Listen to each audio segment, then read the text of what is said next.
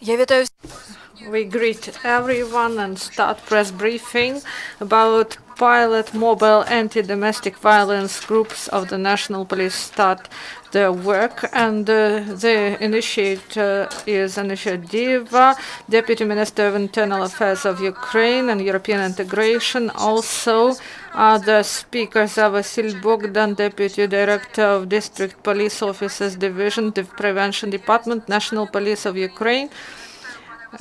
We greet you here. Natalka Fedorovich, Deputy Minister on Social Policy, Caspar, UNFPA representative for Ukraine.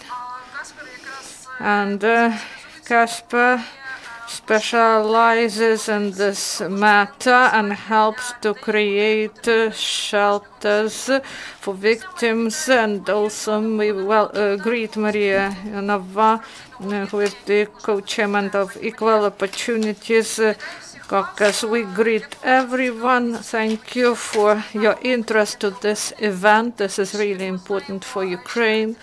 And Istanbul Convention is still not ratified, and we lack legislation in this area.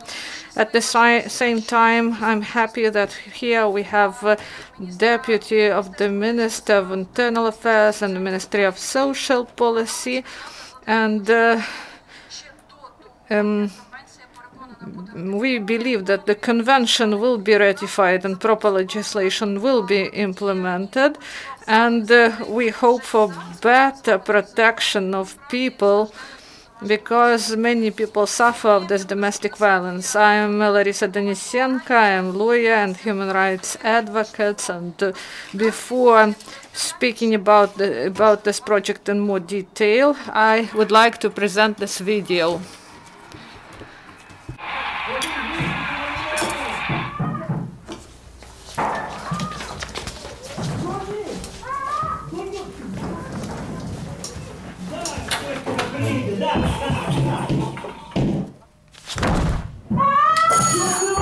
Security is the responsibility of everyone. Stop it. This is police. Show your hands. We should be where we are needed. So we start. And before giving the floor to Anastasia Deeva, I would like to address all the speakers. So we have 30 minutes, then we will have a Q&A session with the audience, and also there is a simultaneous translation. That's why please speak slowly. And Anastasia Deeva, Deputy Minister of Internal Affairs of Ukraine on European integration. Welcome. Domestic violence is a crime. And this is the philosophy that is now. And we understand that domestic violence is a separate form of violence. 85% of cases, they happen between partners or in the family. And these people, they have emotional connection. And as society, as police and social and healthcare workers, we should be properly trained and we should respond properly.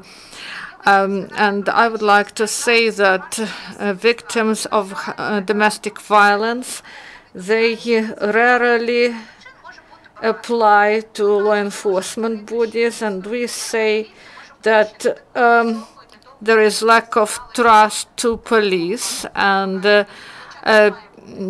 people should call police when violence appears, but the problem is more deeper.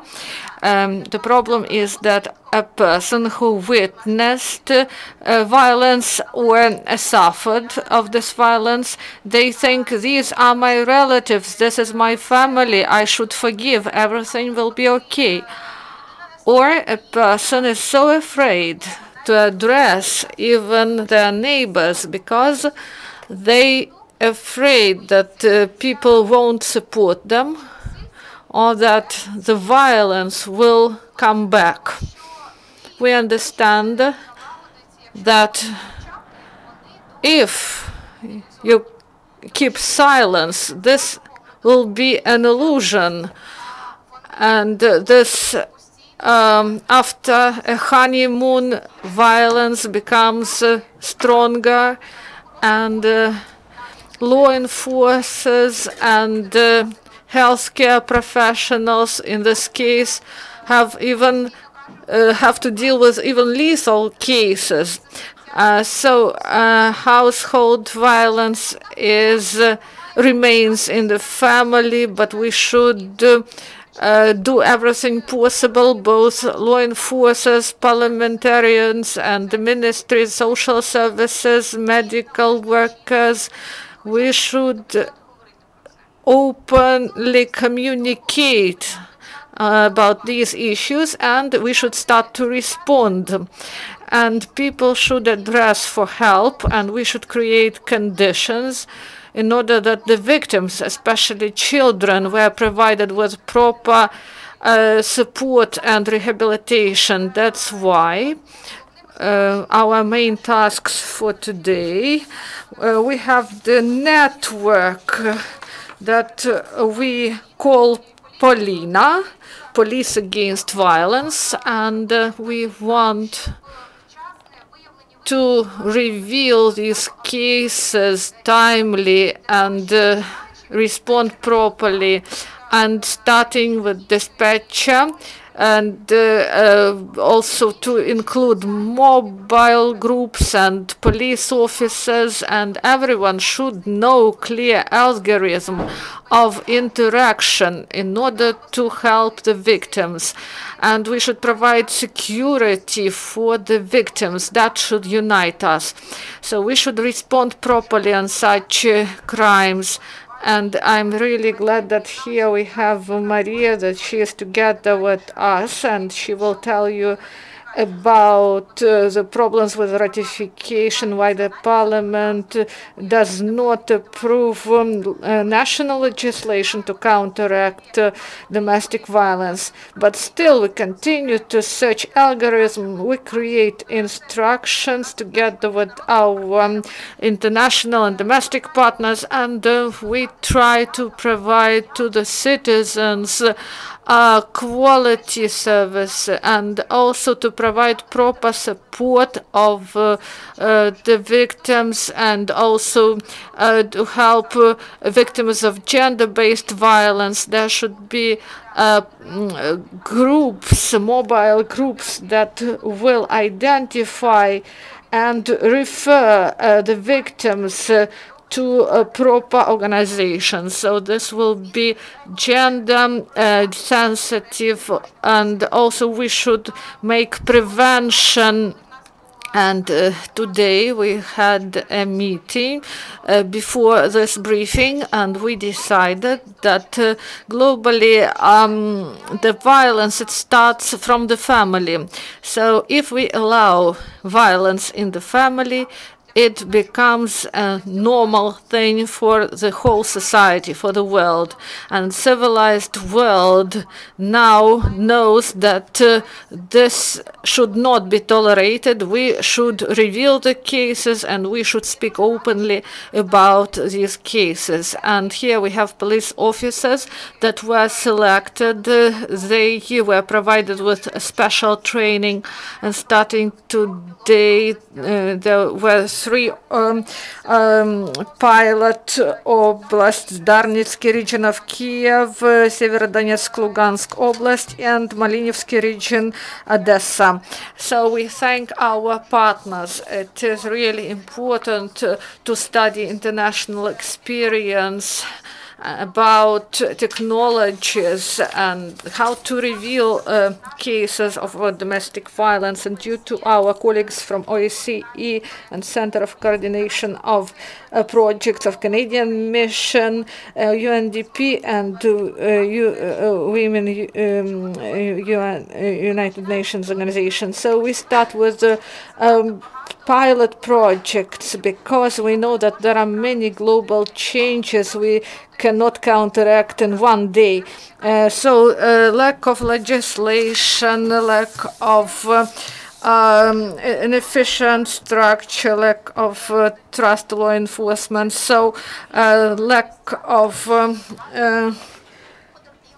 possibility to provide necessary protection for the victims. So crisis centers, shelters, medical institutions, they are not ready to respond.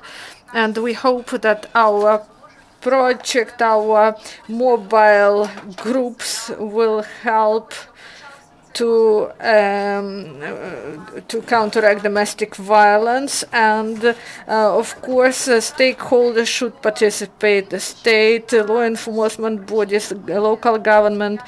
So despite all the problems, we won't wait. We understand that each day our police officers, they go to the families, they try to help, and we should provide them with active mechanism in order that they were able to help the citizens, and also they themselves should be protected in order not to have court cases in which, for example, our police officer used some means, some weapon. So Istanbul Convention says that domestic violence is a criminal offense, and we should properly respond, and we should use measures that are really efficient. And counteraction domestic violence is a complex and comprehensive task. And if we, each of us, our team, so each day, we know that tens of women, they daily, throughout Ukraine, they ask for help, but they don't believe that they can get this help. They just need legal help or a place where they can hide together with their children. They want that someone would support them and would tell them that they are not alone. Because when a woman faces a problem of drug addiction of her husband or mistreatment of her or the child, sometimes neighbors say, yes, we want to support you, we want to help, but sometimes they just say that she has to blame herself. So we as lawyers, as society, as police, as social workers, sometimes we are just ignorant, or we condemn these people. And we should change our attitude towards domestic violence. And in this case, we will be able to help each other and support each other. That's why, and I would like to say that the results of this pilot project will be in October, first results, and then we will analyze the efficiency of the program and will upscale this project, and we want that each oblast be ready to properly respond and properly provide protection. And domestic violence is a rude form of discrimination and violation of human rights. The right to live without violence. And I address everyone who is present here today, those who want to join the process, the Ministry of Justice, especially our colleagues from other institutions and NGOs. Please participate. The Ministry of Internal Affairs is ready for cooperation, and we hope that this common goal will unite us and we will provide protection to our citizens. Thank you, Anastasia. This was Anastasia Deeva, Deputy Minister of Internal Affairs of Ukraine, and we have some stereotypes. We do not want to speak about the situation in our family, but we should be able to get rid of this rubbish that is domestic violence. And Istanbul Convention envisages that this type of violence is a criminal offense, and unfortunately it wasn't ratified in Ukraine, but this won't prevent us, people who understand that we should do everything to help the victims. So I would like to give the floor to our colleague, and And Vasyl Bogdan, Deputy Director of District Police Officers Division, Prevention Department, National Police of Ukraine. So, for example, a person calls 102. So what mechanism is in place if, for example, a district officer sees that there is a problem? Thank you. Firstly, a team of patrol police comes to the place of event that registers an event. Then a district officer comes. If there are conditions created to a child or an offense is committed, then a juvenile prevention team comes to the place. And if there is a criminal offense in place, then a relevant team comes there. Is everyone ready, equipped, who are going to take part in the mobile group when a dispatcher who receives all the telephone calls, how is she able to react to the fact that a signal can be related to domestic violence? Yes, really, we have such a small problem as qualification of dispatchers of the telephone number 102, but we train dispatchers to qualify them to promptly receive a full information, full picture about an offense. In fact, Anastasia touched upon a topic about that people are afraid to apply to the police because they don't know what will happen next. If a woman can complain of her husband to the police, she thinks what will come next. Will he be isolated, or probably he'll come back home, and then everything will start all over again. And we really don't know where a woman can go, how can she protect herself, what will happen to the offender, and what will happen to a child. I know from my own practice that a child who didn't suffer physical violence but just observed it, she or he seems to be normal, but we all know that it's already not normal. In fact, we have a small shortcoming as to the lack of population's awareness how to act in a situation that happens. However, cooperation is being established, especially we are waiting for adoption of the law of Ukraine on prevention and opposition to domestic violence, and of course the ratification of the Istanbul Convention that will give us more weighted levers to react to these offenses. And literally today, as far as I understand, this is one of the districts of Kyiv, Malinovsky district of Odessa, and Darnitsky district in Kyiv, and Malinovsky district of Odessa. They will work they will rely on the network of the domestic violence. And I know that in Severodonetsk they have 80 calls relating to domestic violence, and the police require very clear algorithms of actions. We have developed a special algorithm of action to these mobile groups that will be sent to the locations to be used by the mobile groups. At the same time, we train the staff based on Dnipro State University of Interior Affairs, how to react, how to behave in different situations with the use of an interactive tool. Thank you very much, Maria. Maybe you'll have the floor, you have a ball on your field, because when we talked about the absence of legislation, the legislation when the legal initiative was reduced and the president, the cabinet of ministers can be mentioned. What can you say was happening in the parliament? Can we wait for the ratification of the Istanbul Convention and adoption of relevant laws that at least state the facts of domestic violence, and they qualify them as crimes, and what type of actions can be implemented to facilitate the activity of the police? I greet all the audience, all the who is present here, and I am pleasantly surprised by this press briefing, and I would like to have them more in number, because we see such a great necessity to get information. And really, I'd like to mention that this work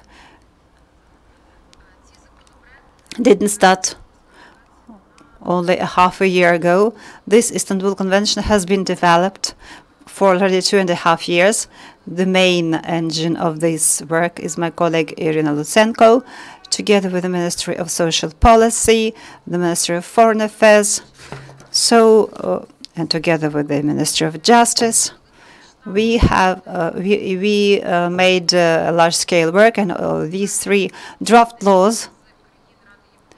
First of all, from the from the Council of Europe countries, where we do not only ratify the Istanbul Convention, but there are draft laws that speak about the mechanisms to implement this ratification. Currently, I'd like to say that really this convention is getting more and more myths and stereotypes around it. Unfortunately, it's supported by some church organizations, and that's why we saw such unexpected oppositions in the parliamentary room. But what we say to our colleagues that this convention relates to the human rights, that this convention is our international responsibilities. When Ukraine joined the Council of Europe, it undertook responsibilities to ratify all conventions of the Council of Europe. And when Ukraine undertook these responsibilities, it understood what conventions she would have to ratify, because all of them were focused to protect, to advocate human rights. They were not just conventions to oppose or to deteriorate state of things. On the contrary, the whole civilized world is moving forward, and it's ratifying this Istanbul Convention. I'd like to remind all of you, Natalia, of course, will mention all these draft laws, because she worked truthfully on them. A part of MPs exist who agree to vote for 2 draft laws, but not to ratify the convention itself. We are against such approach, because this is an integral, large-scale document consisting of 3 draft laws. The first is the ratification of the Council of Europe ratification to prevent violence to women and to combat phenomena of domestic violence.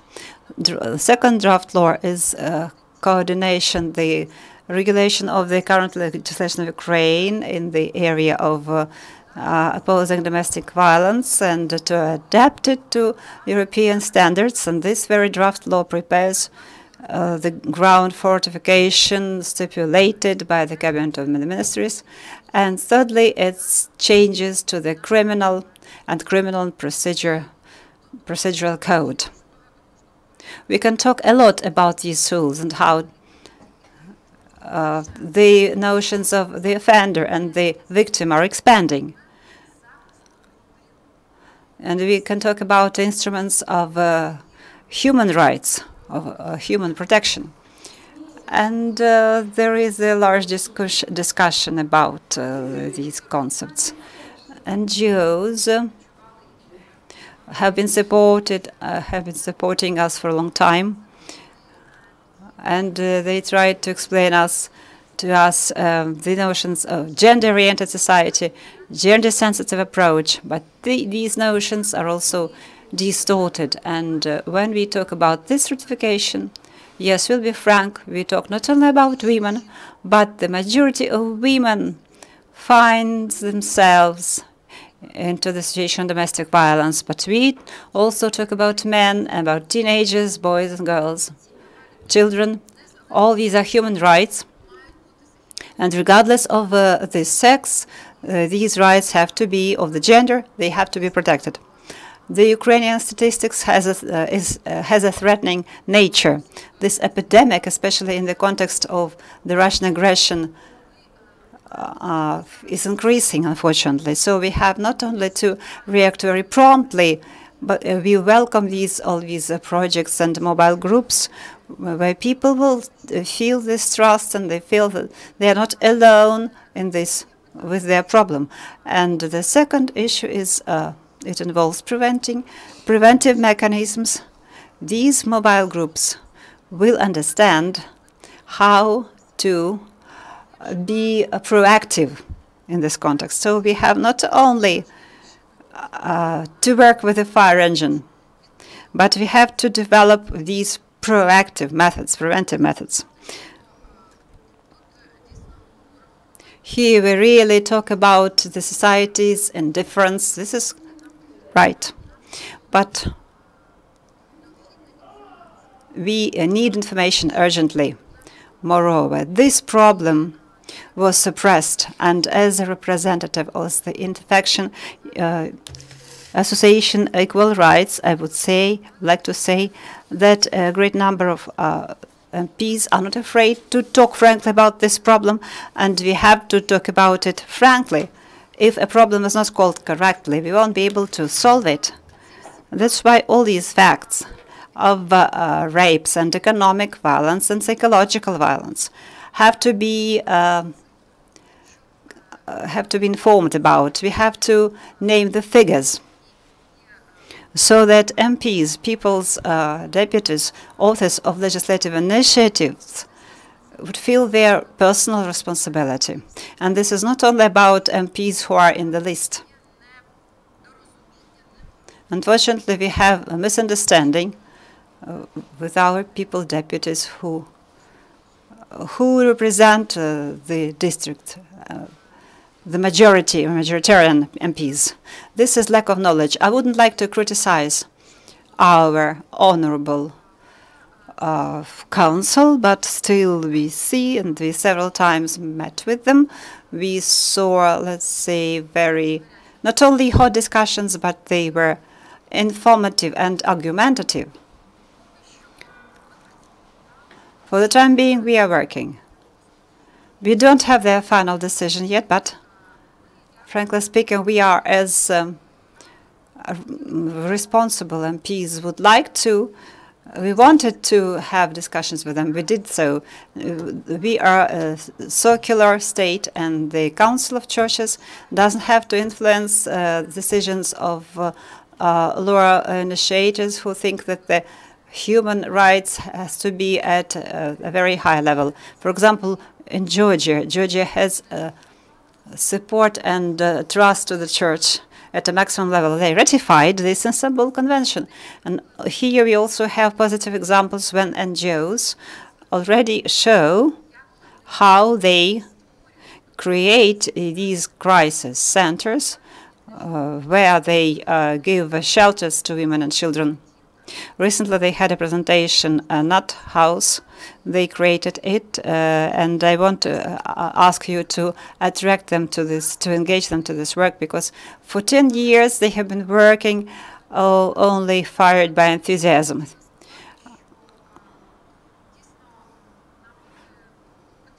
We really need here support of the Interior Ministry and the support at a high level to work with MPs. We also, this sounds threatening that the Interior Ministry has to work with MPs. This is a joke.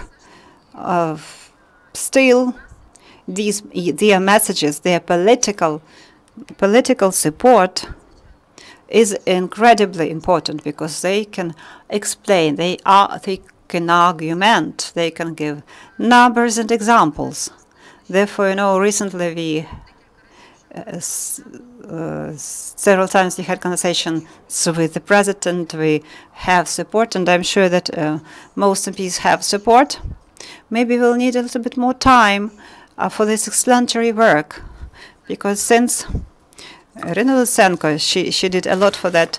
She talked a lot about that. I even don't know what type of examples you can give to me with draft laws to work on them so actively. We also need support from the mass media, because this support of the mass media is not so popular, but we need support of the journalists.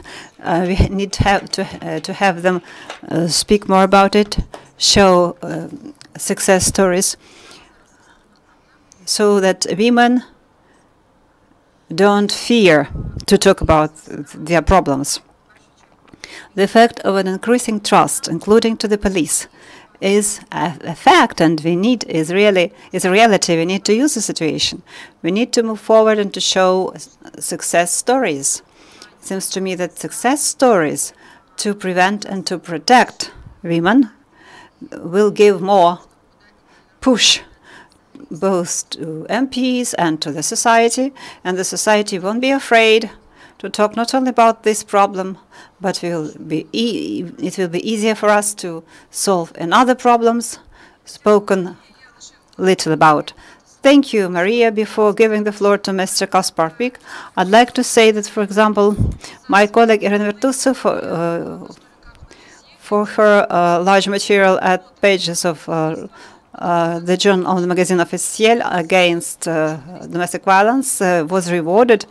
The journalists are very sensitive to this material, and together we can do very useful things when we unite for the sake of human rights. Дуже дякую. I think our colleague just mentioned the numbers, and politicians need numbers as well, of course. I'll give you some numbers, perhaps to start. 85% of all women who survive gender-based violence do not seek medical help. 80% of women who survive gender-based violence do not report the case to the police. Now, those are really frightening numbers, so it's very good to see that we have Felina, I like the name already, that actually starts the idea of building trust. You need to build trust in communities with women to actually come forward. I think we hear this a lot. I mean, the issue of gender-based violence will never be resolved unless there's trust, unless women themselves trust authorities, but also trust their societies. I mean, we often hear, and I was in Kharkiv a couple of months ago, and speaking to a survivor who said, look, I had an incident of sexual violence when I was a child, basically, 23 years ago.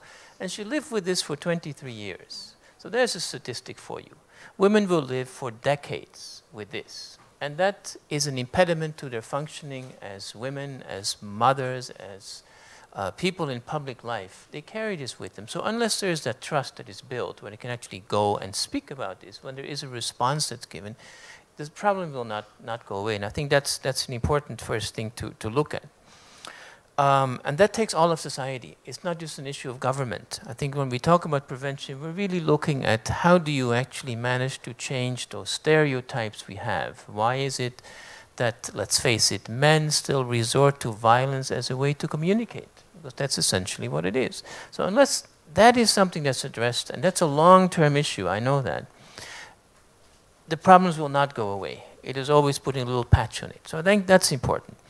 Now, we talk a lot about, I think, the Istanbul Convention, and I understand it's important to get it ratified, but let's look at the perspective. Half the countries that have signed off have not ratified. I think that's important to keep in perspective. So what you really need is a functional legal framework that will allow this country to actually act on what is in the Istanbul Convention, even if it's not ratified, and we understand there's politics involved. So the question is really, what can we do quickly? And I think that's important. Look at the solutions. I was very impressed. Last week I was in Dnipro, and I visited the University on Law Enforcement, the police university. And they have this simulation room, for example. The students actually get taught on how you need to handle cases of domestic or gender-based violence. So there's a simulation room, they have to go in, they have to deal with an actual case. That is very, very promising. I don't know what other countries do this, but it's extremely promising to see that there's this serious systemic effort to embed this in everything that new police officers will know how to handle. That's very, very important. Without this, the police side will not provide a response. So that's extremely important, I would say, as well. Now, we talk a lot about the continuum of services that need to be there, right? Because why do women not come forward? They do not trust. Sometimes people in their family will say, don't speak up. Maybe it's because they are economically dependent on men as well. If you have no income yourself, you have no choice. You cannot leave that man. You cannot leave the aggressor, the abuser. So it's looking at those kind of holistic responses to gender-based violence. So here come the various parts. Prevention is hugely important. Without prevention, of course, nothing will change. Secondly, the idea of the multi-sectoral response. So it is the police, but it is also, of course, social workers. It is the health sector.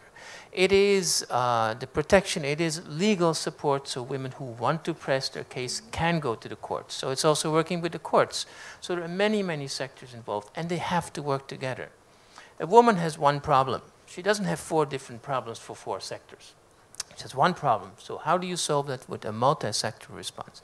And I can tell you, you know, what UNFPA has been working at the oblast level and at the city level, especially in the east, that is, you know, riven by conflict. The mayors and the governors are extremely responsive. They want this. They want to have multi-sectoral responses. They're seeing that it benefits their populations directly. They see it's needed. There's a demand. So that's the other important part. The third part is safe spaces. That's extremely important because in the end, if there is no safe space, where is the solution for a woman who feels threatened, who feels she wants to commit suicide or cannot go home because that's also a death sentence? So where's the safe space? And I think we talk a lot about shelters. I would really suggest the word safe space. Shelter seems like something you give to people who are poor and in the street. That's not what we're talking about. We're talking about women who are perfectly capable of managing their lives, but they're going through a problem that's not of their own making. So safe space starts with even with hotlines. Hotlines is a form of safe space. It's the first point of contact to ask questions. What do I do? Where do I go? Who can help me? Then you have crisis centers as well, and they exist also. Crisis centers are the place where you get specific one-on-one support. A psychiatrist or psychologist talks to you, a social worker talks to you, and decides, do you need additional support? Sometimes it's the place where they get legal support, or where they start talking to the aggressor, perhaps. Then, of course, the big chunk in the safe spaces is that you must have places where women go when they need to leave their homes, whether it's for a week or a month or longer. If those spaces do not exist, also, we do not provide the response that's needed. In that sense, in Ukraine, we have very few centers. I mean, the Council of Europe, the Istanbul Convention, recommends 1 bed in a safe space for every 10,000 people. Now, that is very, very generous. It's very difficult to get there. There's no country in Europe that has that. But it does mean that even being more conservative, you would need in Ukraine tens, probably hundreds of safe spaces. Now, we have very, very few of them right now. So building those is a challenge, but it is something that has started. We have a number of them in Ukraine. They're helping. It is not just a place, and I think I want to emphasize this, it's not just a place where women go and sleep. That's not what it is. Yes, it has a bed. Of course it has beds. But essentially, it's a place where they are given psychological support, because that's extremely important after not having been able to talk about this issue in your life for so many years. It is also where they get perhaps support on training, how they become economically independent, because that is extremely important. It is also a place where they get advice on what to do eventually when they leave this safe space. Do they want to press charges against the husband or the aggressor or not? What do you do? So these spaces are extremely important as well. So that's sort of the continuum of safe spaces that allows women and girls to do something here. Now, you know, we talk about Ukraine being terrible. Unfortunately, in many other countries, it's the same. I think we should not, you know, paint it as this is the worst place in Europe. My own country, in the Netherlands, it takes on average 9 years for a woman to come forward. 9 years. And that's a country that has everything in place, and still So it is, unfortunately, a universal problem, but we need to find local solutions. One last point I want to emphasize, perhaps, is the cost of gender-based violence. Because yes, it's a human rights violation. I think that's the first thing we have to say. Every human being has the right to live free of violence. That's a basic human right. But we have to think about the real cost of this to society. And it's sometimes hard to calculate, but the numbers from the European Union are very interesting. I don't know if anyone has seen them, but the cost is 1.8% of GDP. I repeat that, 1.8% of GDP. So when we're talking about increasing the cost of countries to NATO, that's just a little more than the cost of GDP.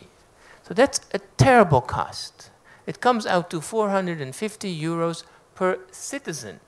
I mean, that's a tremendous amount of money. That's the cost. That's the cost if you add in the services provided, the cost of the police, the social services, medical services, but also the cost of women who stop working or who cannot work as well because they have a terrible trauma. It's the cost of children who do not well in school. You can go on and on to calculate the cost really to society, the short-term and the long-term cost of gender-based violence to society. And so this is really the message, I think, to governments. It's not whether or not you're going to spend money. You are going to spend the money. Whether it's because it's a cost to society or whether you invest a smidget, just a percentage of that in prevention and response, you're always going to spend the money. The question is, what do you get back in the end? Do you get a happier society with people who are adjusted, enjoying their rights and more productive? Or do you get a society where violence continues to be a means of communication? And that's really the question for governments, but for everyone else. Invest in this. So that's really the point. We are very happy to join this initiative. I think our slogan should really be something like zero tolerance for violence. Violence is not a way to communicate. And this is a message for boys and men as much as it is for women and girls. Do not accept it, of course, because that's the other half of the equation. Thank you. Дякую дуже, Каспар Пік, представник. Thank you very much, Caspar Pik, representative of UNFPA for Ukraine. I want to remind you that the right to decent attitude and to oppose violent actions is one of the convention's rights that haven't been violated and broken in any way.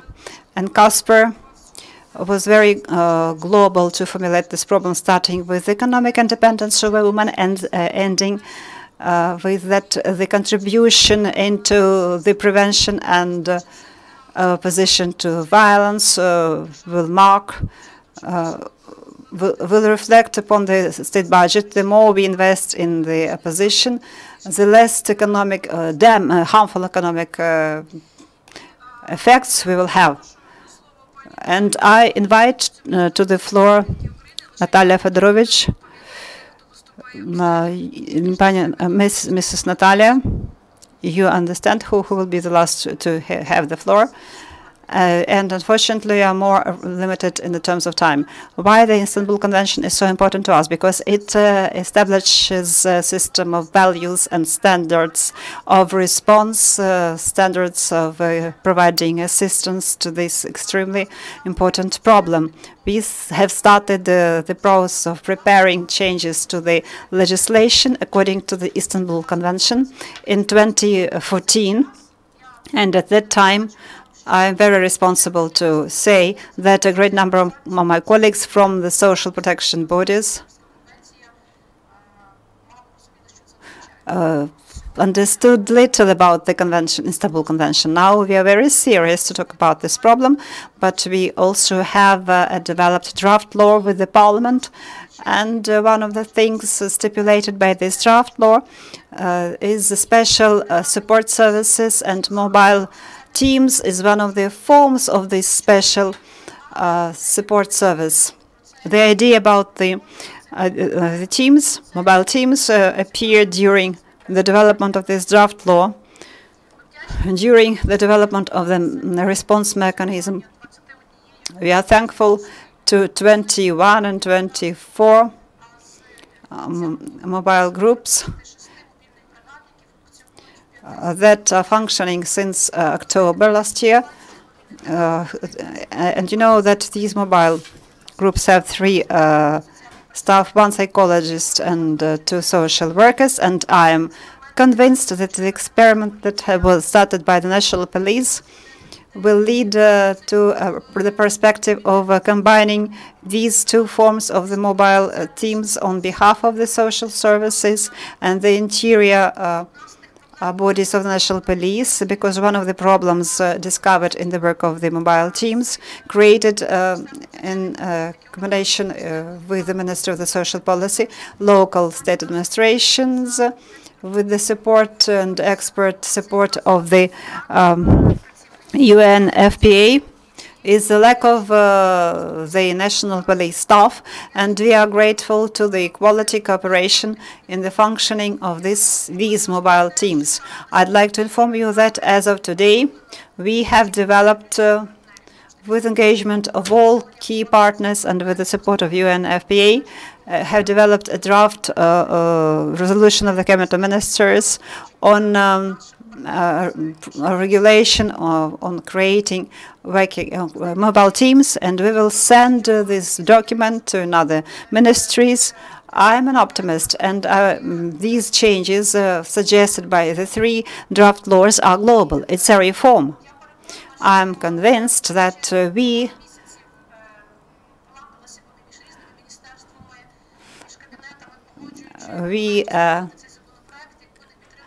had been working among various ministries to try to seek the support of this draft law if there were not support from our MPs.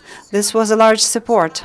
Starting from the standards concerning the funding, it was the first working meeting at the Verkhovna Rada, and I'm thankful to Maria Ionova, Irina Stepanivna Lutsenko, our other colleagues MPs from the Interfaction Association Equal Rights, that then our first serious stumbling block with communication with the Ministry of Finance was overcome. Moreover, the Cabinet of Ministers also considered promptly this draft law and filed this draft law for the adoption with the support of these MPs and communication after the communication of MPs, these MPs with the Cabinet Ministers. Please note how quickly this draft law was suggested for voting to the Parliament and supported and voted for. I'm sure that the common formula, which is a good mechanism to understand standards suggested by the Convention and by these traditions, and understanding by the majority of the society, NGOs and religious organizations, their mutual understanding. I'd like to inform you that on Friday there will be next regular meeting of the working group, and I perceive the process of preparation of these legislative changes and the implementation process. When this draft law was written in April 2015, we organized a constant working meeting. So since the moment of voting for it in the first reading, owing to the support and lobbying on behalf of Irina Lutsenko, every week we had communications in the Parliament. This is an implementation process. This is an example of how we have to work jointly and to respond to this problem, and what forms of reaction you have to choose, and the communication of the society with all of us that this is a problem which needs a response and needs to be spoken about. I'm sure that we will be successful. Natalia Fedorovich, Deputy of the Ministry, Deputy Ministry of the Social Policy of Ukraine. Felina, the Police of Domestic Violence Against Domestic Violence. I congratulate you all with the launch of mobile groups, and I'd like to welcome all the people who will be engaged in this process. Thank you very much, and I wish you much success. I'm very thankful for this work, and we have only 10 minutes, and if you have any questions, please, you're welcome to ask. Please.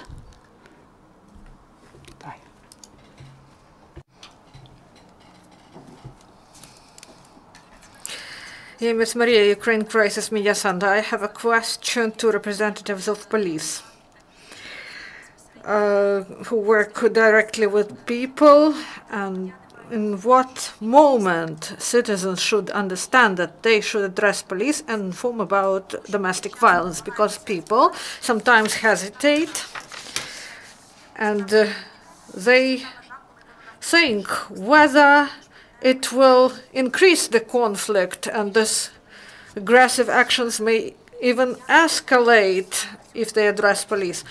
So how to understand that this time you really need to call police? Thank you, Anastasia.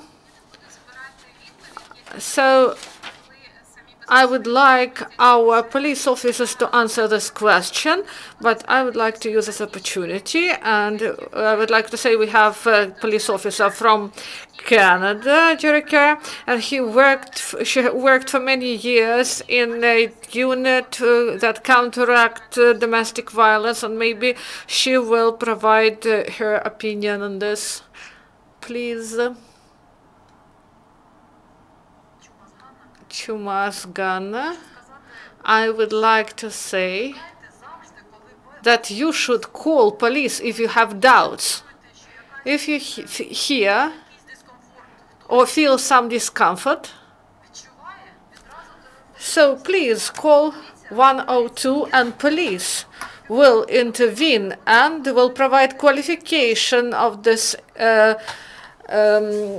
case, but you should call police in case of any doubts. So if a person is witnessing some violence and the child is beaten, should you call 102 or social services? You should call 102, and then mobile group will include social services to this.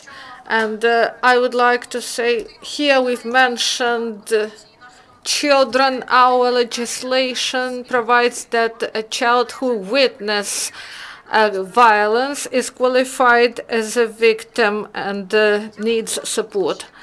Do you have other questions? Please ask. Maria.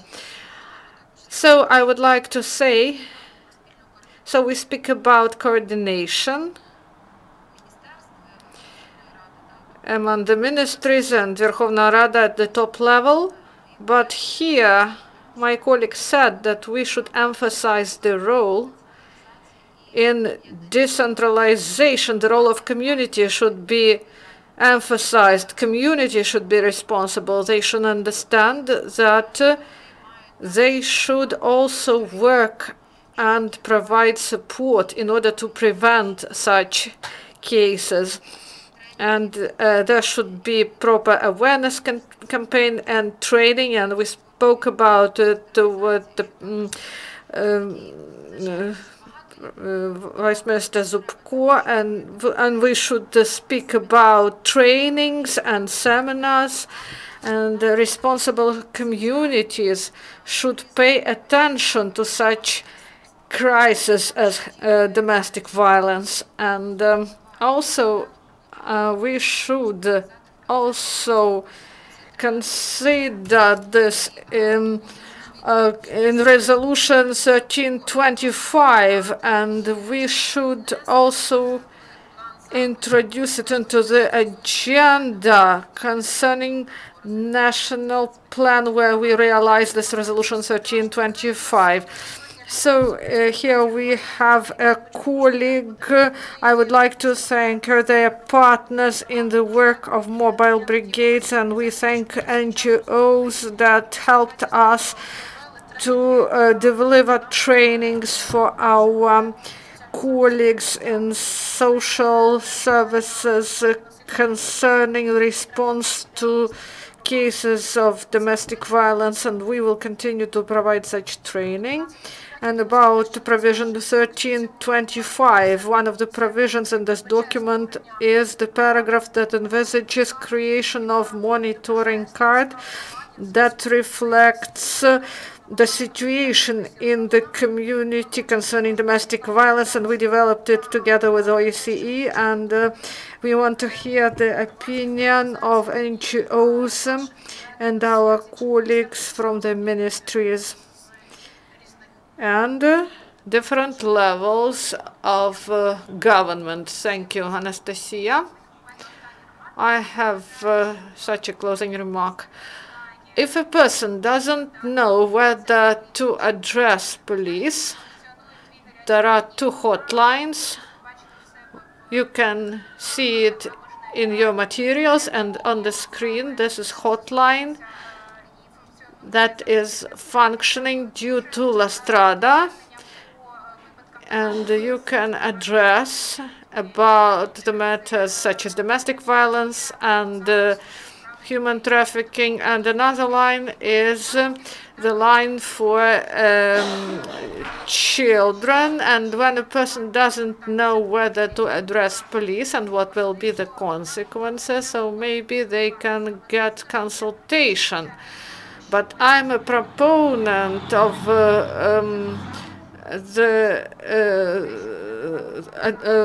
to address police.